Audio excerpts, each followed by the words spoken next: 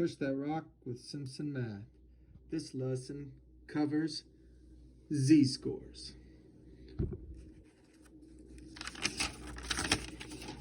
Z-scores are simply distant measures. Now, whenever you're measuring a distance, your big question is the units. I need to go to the store. Wow, it looks really far away. And somebody tells me, oh, it's only 250 away.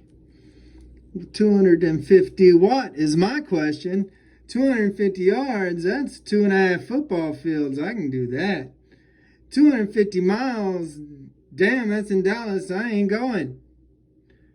So, I hope that little cartoon helps you understand that when we talk about distance, units are important, and the units for z-scores is standard deviations.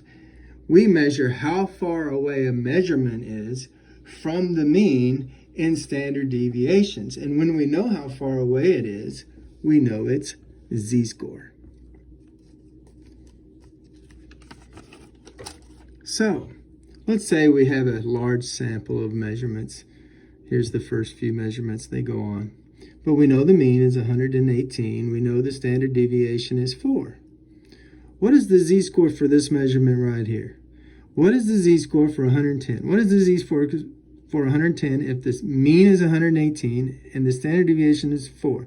In other words, in standard deviation units, how far away is 110 from 118? Well, clearly it's 8 units away in standard number line talk. 110 is 8 below 118. But wait, our units are standard deviations. One standard deviation is 4. If I go down 4 from 118, I'm at 114. And if I go down a second 4 from 118, I'll be down to 110. So the z-score for 110 is 2, but it's negative 2 because it's below the mean.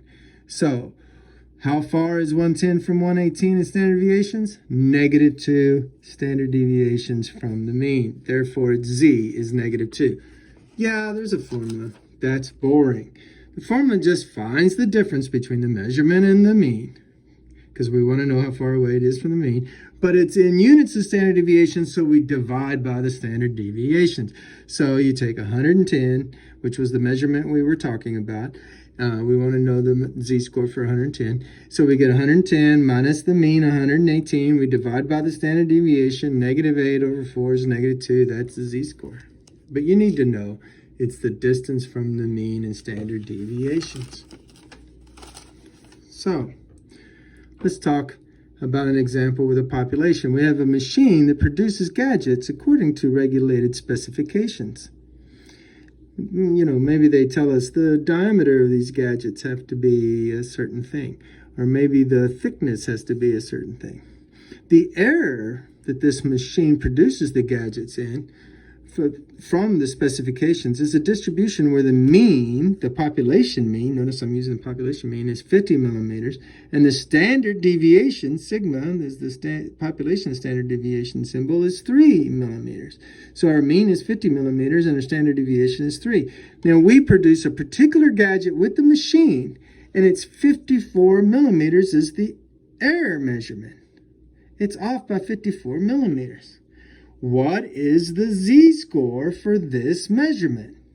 Well, we take the 54 error measurement, subtract the mean error measurement, 50, which is 4, but we divide by the standard deviation to know how many standard deviations is 4. Well, 4 is 1 1/3 standard deviation, so the z-score is 1.3 repeating.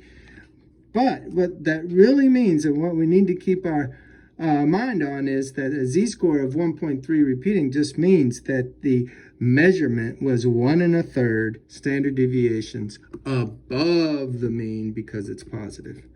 And that, ladies and gentlemen, is z-scores. Math made simple at Simpson Math.